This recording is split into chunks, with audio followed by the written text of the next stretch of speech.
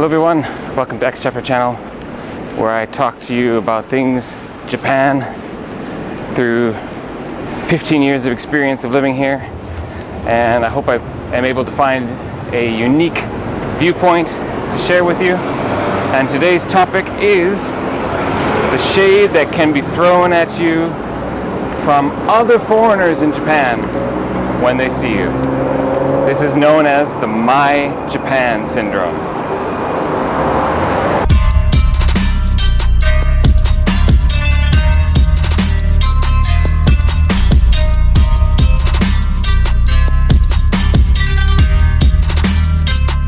So what is the My Japan syndrome? That is where you are in most likely a rural area of Japan and you are the only foreigner living there, or you're traveling to a rural part of Japan and you see another foreigner living there who is clearly local. And what happens is you get thrown little shade by that local foreigner because they're wondering, what are you doing in their corner of Japan? Now, I say this is something that really happens only in the countryside, and it's true because in Yokohama, Tokyo, there's just so many people that there's plenty of other foreigners around, and there's no reason to basically get upset that another foreigner is in your Japan somehow. Now, this phenomenon sounds a little bit silly, but it's actually a phenomenon that's been around for a number of years.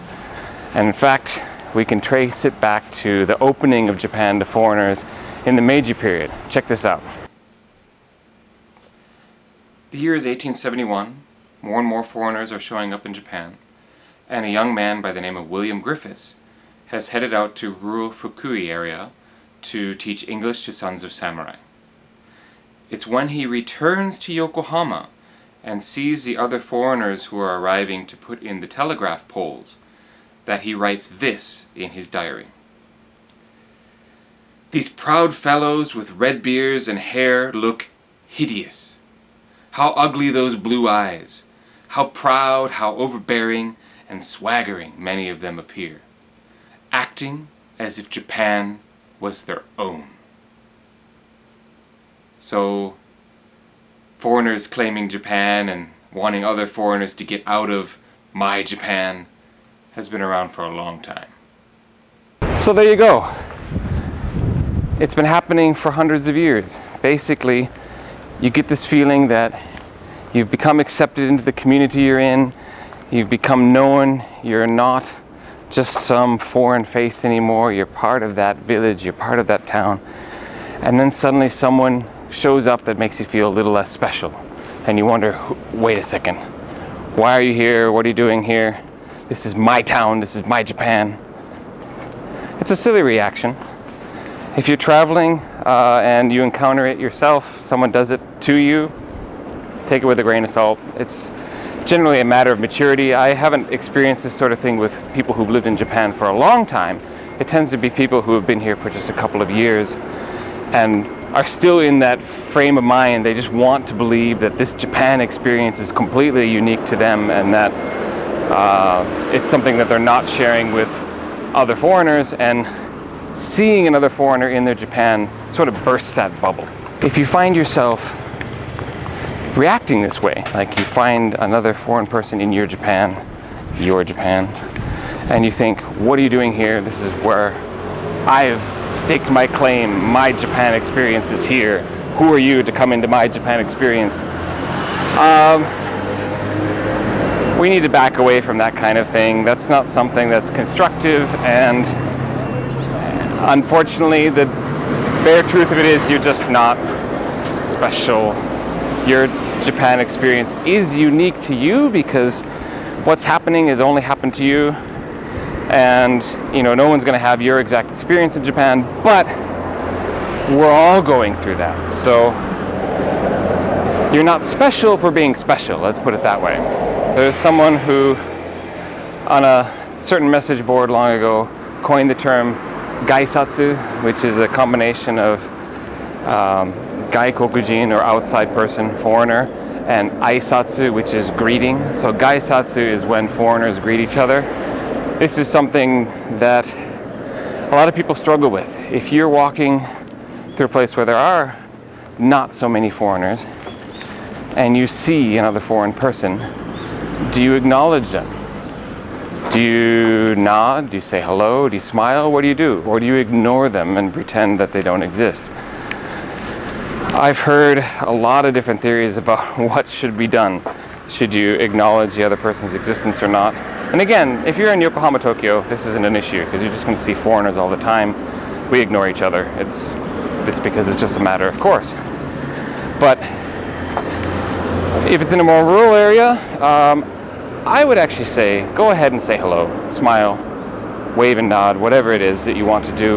It doesn't hurt to be friendly, and if they don't respond, that's on them. That's not on you. You tried to be friendly, and there it is.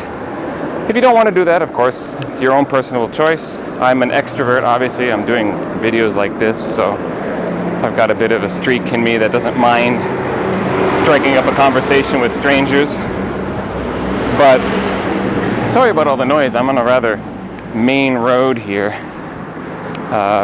Walking here today, though, because I thought it'd be more interesting scenery around me. But yeah, if you find yourself reacting like, no, wait, this is my Japan, I would say that's something you want to overcome and just be welcoming to all people.